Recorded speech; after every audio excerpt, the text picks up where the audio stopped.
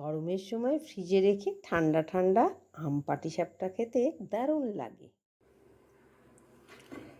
এই দেখো দুধ, ছানা আর এই যে আমুল স্প্রে দিলাম 2 প্যাকেট।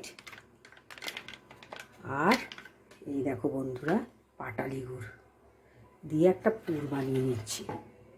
চালের গুঁড়ো, সুজি আর একটু ময়দা দিয়ে মিশিয়ে একটা লেই বানিয়ে নিয়েছি। নিয়ে এর মধ্যে সামান্য একটু পাটালি দিয়েছি, নুন দিয়েছি।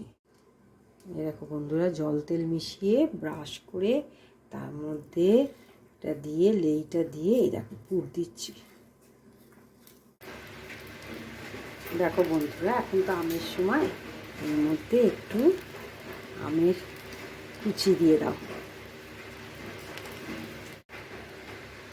খুব আলতো হাতে ফোল্ড করো, নাহলে কিন্তু ছিঁড়ে যাবে। এই দেখো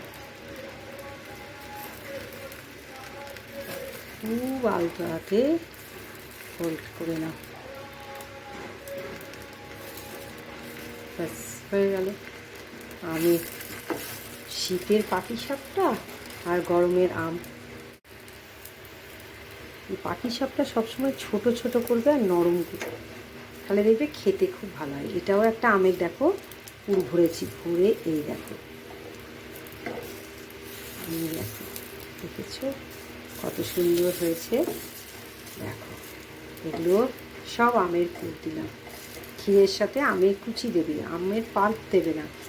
আমের কুচিগুলো মুখে যখন পড়বে তখন খুব সুন্দর খেতে লাগে।